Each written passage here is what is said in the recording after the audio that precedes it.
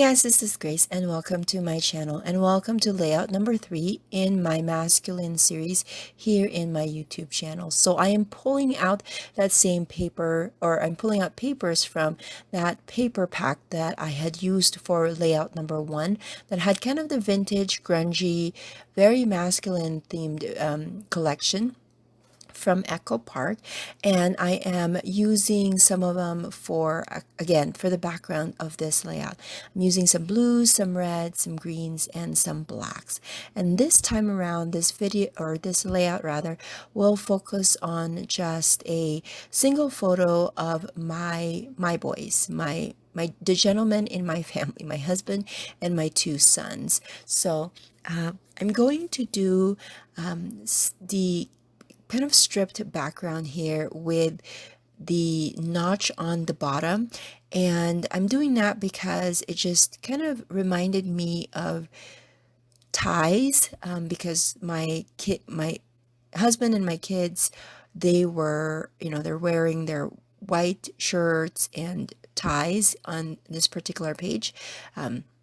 This is just left over from our Easter pictures of, I believe this was 2019, I want to say, or maybe 2018.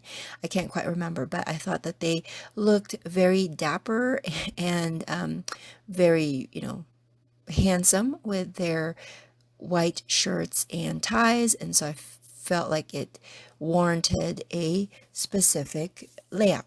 So I'm going to just layer the papers and mat my photos here. So with this particular layout, I'm going to play around with some metals, and I haven't pulled my eyelets in a very long time, but I feel like that's another icon or design element that I thought lends itself really well with masculine pages, are the kind of metal or textured type of elements like brads or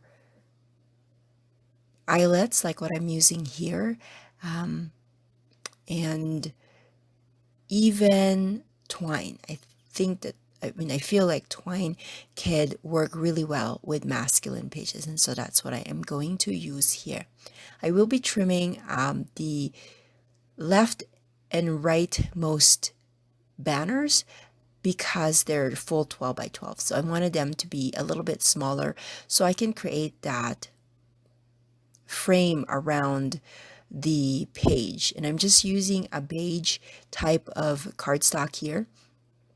And I feel like that's another way that I can marry the vintage feel of it, is instead of using stark white, that I can use a beige one.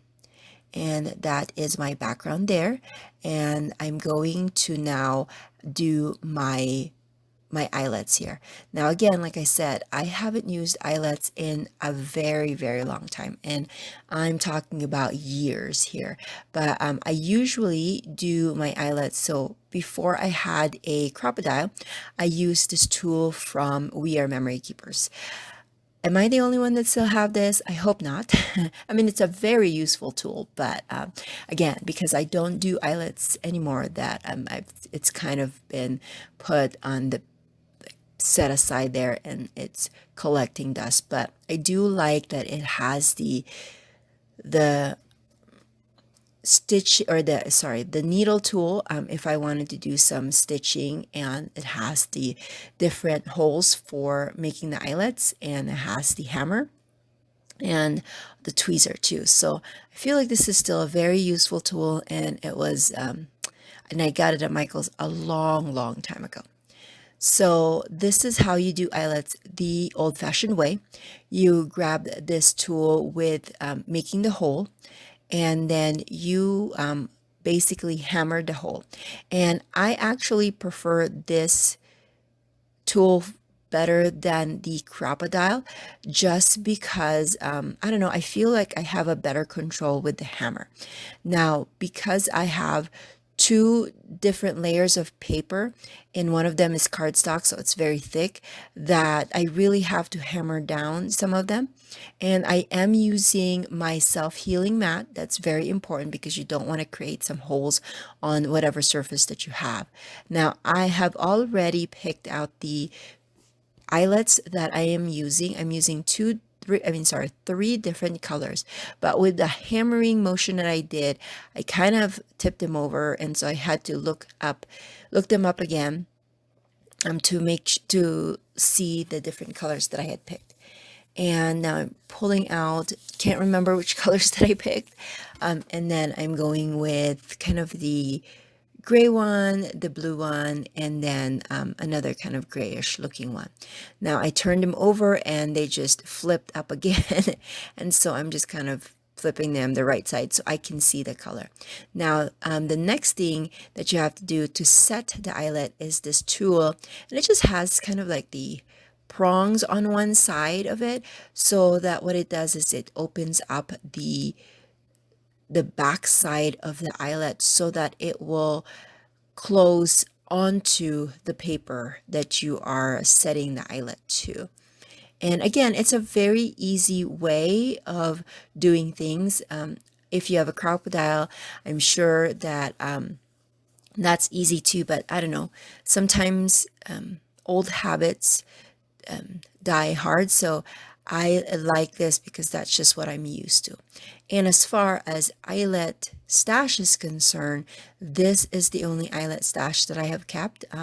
As you can see, there's not a lot, and I mostly kept the smallest size. I felt like that's a good one to use, especially if you were creating the holes in, like, onto the layout. Now, what I could have done is I could have created the eyelets just on that pattern paper and adhered that to the cardstock so there's no open holes on my cardstock.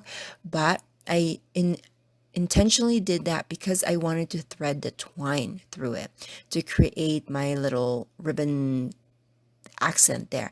So if you are not doing the accent, the ribbon, threading it through the papers and the cardstock, then yeah, you could just do the eyelets onto the pattern paper.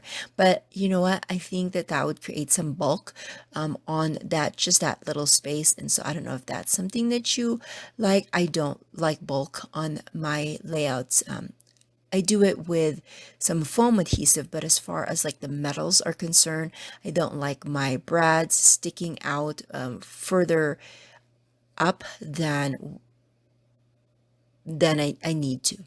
So another thing that I'm adding to this layout are hearts. Now, hearts for me is not it doesn't scream masculine, but I have found a way to work around this. So I don't know if you have seen my mist video for my digging through my stash series, but I had used some hearts and I used some mist for that, so it has kind of that grungy, kind of messy look. And the positive side of the hearts that I used for that particular layout is going to find a home in this layout. And I'm just using the 3 different sizes of hearts that I had used for that series, or for that video rather, and then I'm putting them in 3 different parts. And so that's another thing that you can consider with when you're incorporating hearts on your masculine pages, is maybe using mist or anything that's, you can even do distress inks and ink blending for that particular page, and so that would work well with the masculine themed layout. Anyways, I did add some strips of paper or strips of journaling for this. It's very simple, and I just typed that in my old time typewriter and added that on the bottom of the title. So there it is. Thank you so much for watching, and I will catch you guys again in the next video. Bye.